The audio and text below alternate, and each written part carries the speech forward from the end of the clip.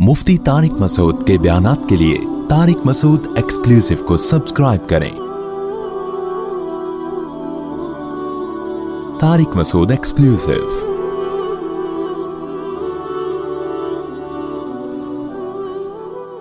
देखो, कुछ ना कुछ इल्म जानवरों के पास भी होता है।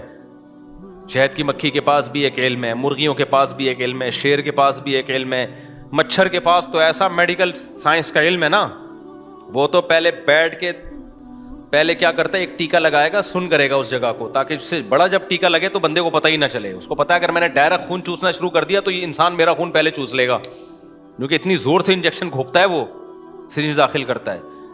तो ये उसको पता है कि ये मुझे रख के चमाट लगाएगा, तो पहले वो एक केमिकल छोड़ता है, उस जगह को सुन कर देता है ताकि चीख ना मारे, ये इसको पता ही ना चले। फिर उसके बाद क्या करता है, इंजेक्शन लगा के खून चूसता है। वो कितनी नॉलेज है या नहीं है उसके पास। फिर वो जब खून चूस के मोटा कुप्पा हो जाता है, उड़ जाता है, उड़ने के बाद हमें खुजली होती है, वो भी उसकी सुई की नहीं होती, वो जो केमिकल उसने छोड़ा होता है ना सुन करने वाला, उसकी खुजली हो रही होती है, हमें खारिश हो रही होती है। कितनी जबरदस्त नॉलेज दी ना अल्लाह ने मच्छर को।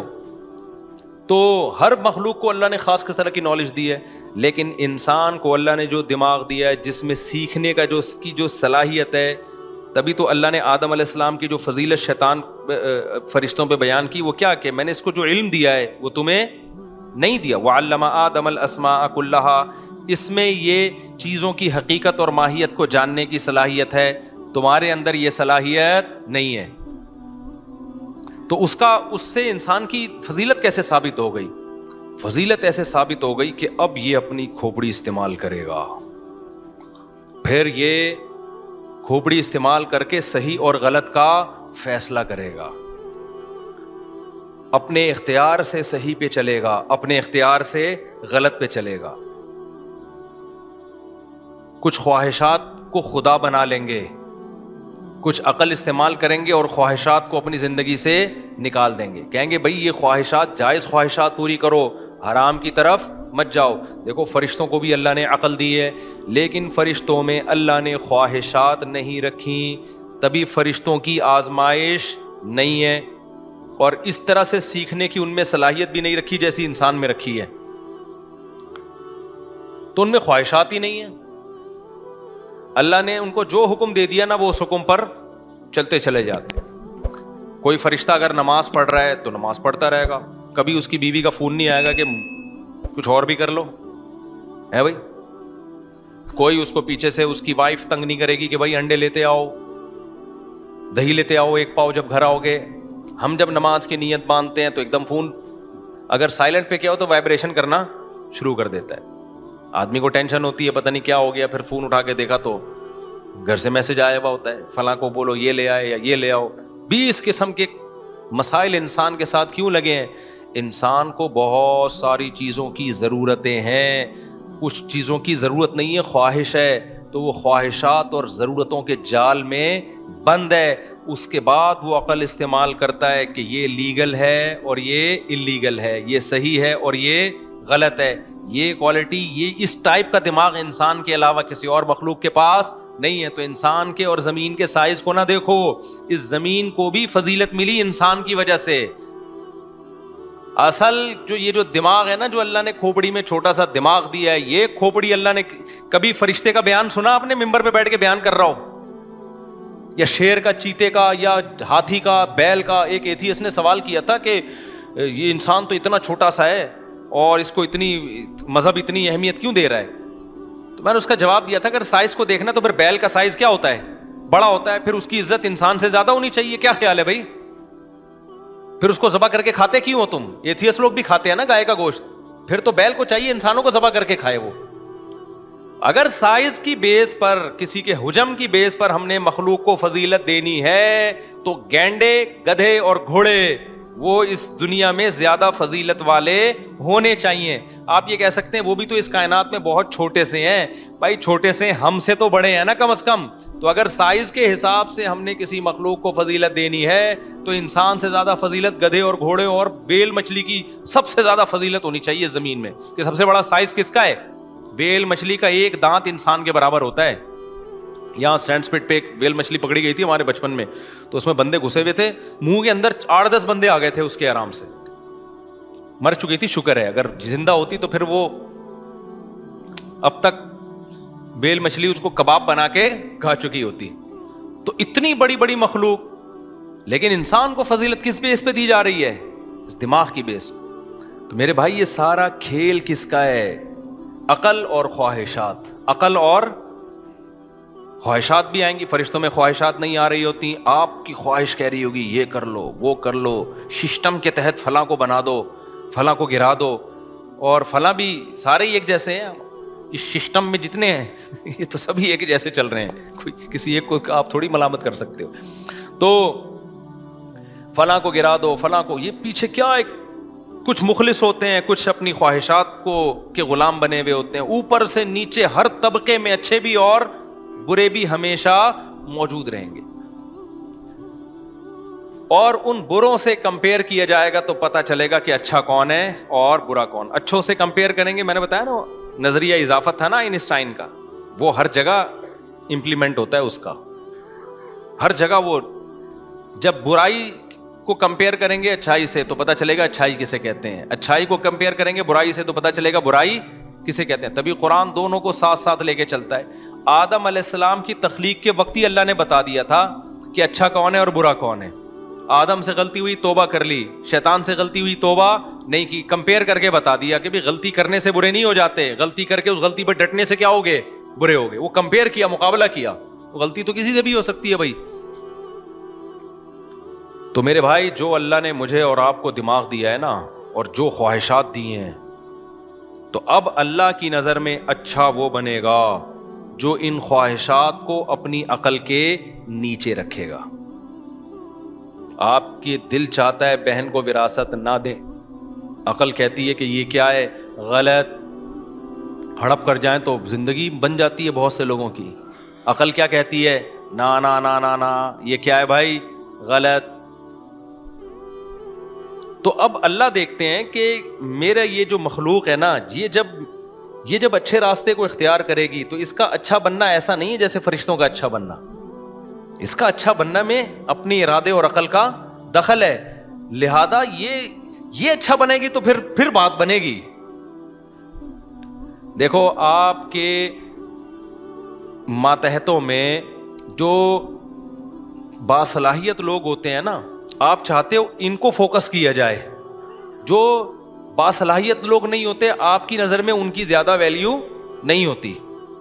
تو صلاحیت والا عقل کے لحاظ سے انسان ہے اس کائنات میں, اس لیے پوری کائنات میں سب سے زیادہ ویلیو اللہ کس کو دے رہے ہیں, انسان کو دے رہے ہیں. اب اللہ تو ویلیو جب تک آخرت قائم نہیں ہوتی سب کو یکساں ویلیو دے رہے ہیں, سب کو برابر ویلیو دے رہے ہیں. تبھی اللہ کی نظر میں ہدایت پر آنے میں کالے گورے میں, مالدار اور غریب میں کوئی فرق نہیں ہے. تبھی تو اللہ نے پیغمبروں کو کہا کہ آپ نے جب دعوت دینی ہے تو مالدار اور غریب کا, سردار اور غلام کا فرق نہیں کرنا, یہ فرق نہیں کرنا. پیغمبروں پر سب سے بڑا اعتراض ہی ہوتا تھا کہ آپ کی مجلس میں تو مالدار غریب لوگ بیٹھتے ہیں, ہم مالداروں کی عزت خراب ہوتی ہے ان کے ساتھ بیٹھنے پر. تو اللہ نے پیغمبروں کو کیا کہا کہ نہ ان غریبوں کو اپنی محفل سے نکالنے کی آپ کو اجازت نہیں ہے, کیونکہ اگر آپ نے نکال دیا تو اس کا مطلب اللہ بھی کیا کر رہا ہے, وہ امیر غریب کا فرق کر رہا ہے. بناتا خود امیر غریب ہے اور پھر خود ہی فرق کر رہا ہے. تو بھائی یہ تو دولت تو اللہ کی دین ہے, اس میں کسی کی فضیلت کی کیا بات ہے. تو انسان کو اللہ نے عقل دی, انسان اب خواہشات کا غلام بنے گا نا, تو میرے بھائی آپ کی نظر میں اچھا ہو سکتا ہے, اللہ کی نظر میں اس کی 2% کی ویلیو نہیں. اللہ کہتے ہیں تو اس امتحان میں ناکام. اچھا یہ بھی ایک بات ہے, اللہ نے جب عزت, دیکھو بے عزتی ہمیشہ اس کی ہوتی ہے جس کی عزت ہو. یہ میں کئی بار بیان میں مثالوں سے سمجھا چکا ہوں. بہت سے لوگوں کو میں نے یہ مثال دی نا کہ عزت, آپ کو بے عزتی فیل ہو رہی ہے نا تو عزت ختم کر دو اپنی, اس سے بے عزتی آپ کی فیل ہونا کیا ہو جائے گی. گھر میں ابا سے صبح شام تانے مل رہے ہیں نا ایک آدمی کو, تو کہہ رہے میں مجھے محسوس ہوتی ہے بے عزتی. تو میں نے کہا جب کئی دن تک ابا سے تانے سنتے رہو گے تو آپ کی عزت کا گراف اتنا نیچے آ چکا ہوگا کہ بے عزتی محسوس ہونے کا گراف بھی اسی حساب سے نیچے آ چکا ہوگا. تو یہ بھی ایک پیکج ہے خودکشی سے بچنے کا.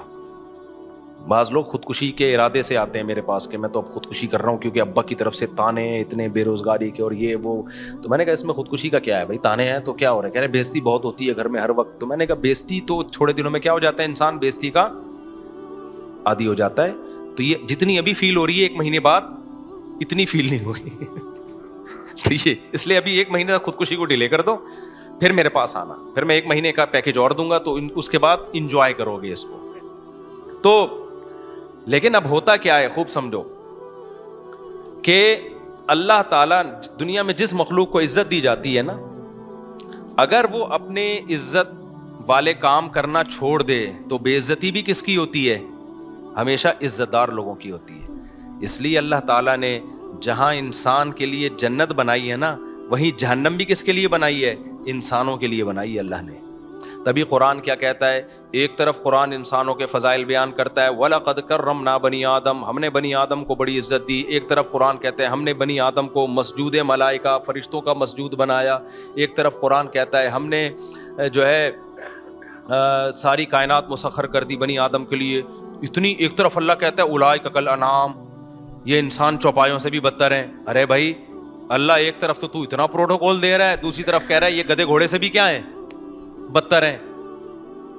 بھائی بات یہ ہے کہ جب عزت بہت زیادہ ہوتی ہے اور آپ وہ کام کر رہے ہوتے جو گدھے گھوڑوں پہ سوٹ کرتے ہیں, تو پھر آپ کا مقام گدھے گھوڑوں جیسا نہیں ہوتا بلکہ گدھے گھوڑوں سے کم ہوتا ہے. وجہ اس کی ہے کہ وہ تو گدھا گھوڑا ہے, وہ تو وہ کام کرے گا جو گدھے گھوڑوں کے کام ہوتے ہیں. تم تو وہ تھوڑی ہو, تم تو مسجود ملائکہ ہو, تمہیں تو اللہ نے ذہانت دی, عقل دی ہے, تم وہ کام کیوں کر رہے ہو؟ لہذا اللہ کہتے ہیں انسان یا تو اشرف المخلوقات ہے اللہ کی نظر میں, یا احقر المخلوقات ہے, تمام مخلوق میں سب سے بدترین مخلوق ہے. والتین والزیتون میں اللہ نے یہی مضمون بیان کیا, فرمایا والتین والزیتون وطور سینین وہذا البلد الامین لقد خلقنا الانسان فی احسن تقویم ثم رددناہ اسفل سافلین. کیا عجیب قسمیں اللہ نے اٹھائی ہیں. دیکھو فرمایا والتین والزیتون, قسم ہے انجیر کی, قسم ہے زیتون کی.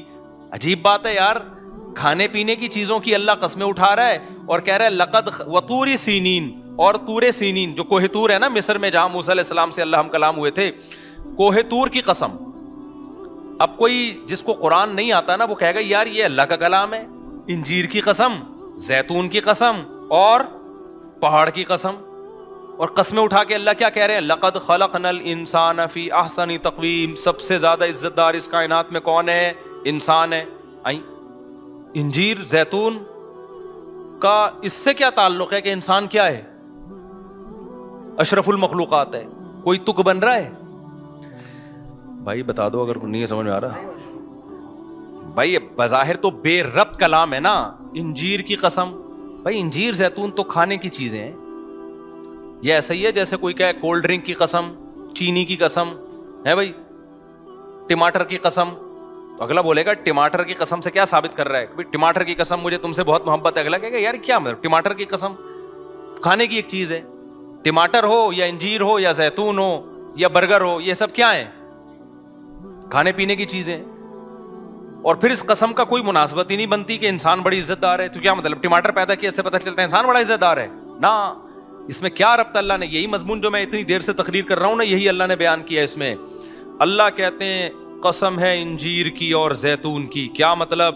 ان دو چیزوں کو دیکھ لو, پتہ چلتا ہے کہ جس انسان کے لیے یہ 2 قسم کی چیزیں پیدا کی ہیں وہ چھوٹا, وہ کم ویلیو والا نہیں ہے. کیونکہ انجیر اور زیتون انسانی خوراک میں غذائیت کے معیار پہ اعلیٰ ترین خوراکیں ہیں. یہ زیتون کا تیل ہی پہ کتابوں پہ کتابیں لکھی جا رہی ہیں. زیتون کا تیل ہے نا, ابھی میں اس کے فضائل بیان کروں گا تو بات بہت لمبی ہو جائے گی.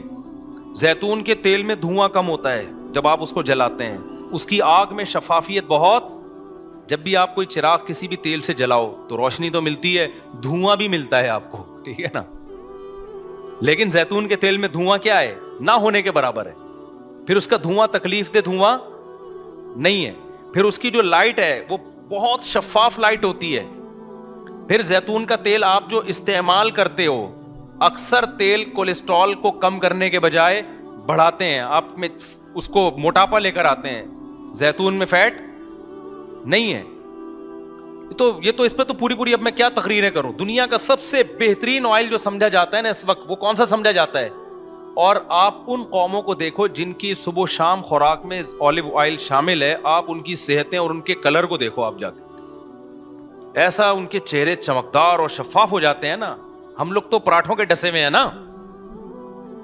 اب آپ زیتون پی کے وہ کلر نہیں لا سکتے جو شام میں اور فلسطین میں لوگوں کا ہوتا ہے. سمجھ رہے ہو؟ آپ سمجھے کہ اچھا ہم زیتون وہ ہوگا تھوڑے سے 2-4 دھبے شاید کم ہو جائیں, باقی وہ تو بچپن سے ان کی تو جینز میں یہ چیز شامل ہو گئی ہے نا. ورنہ جو قومیں زیتون کھاتی آ رہی ہیں نا آئل میں, آپ ان کی جو ہے نا وہ ان کی صحتیں دیکھو, آپ ان کی خوبصورتی دیکھو, آپ حیران ہو جاؤ گے.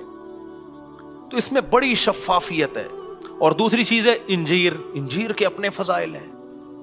اس پہ بھی پوری کتابیں آپ نیٹ پہ بھی سرچ کر سکتے ہیں, ڈاکٹروں سے پوچھ سکتے ہیں انجیر کا بیج کیسا ہوتا ہے, اس کے الگ فائدے ہیں, اس میں جو کارب ہے وہ کس ٹائپ کا کارب ہے, جو اس میں نشاستہ ہے نا وہ کس نشاستے کی بھی تو کتنی قسمیں ہیں.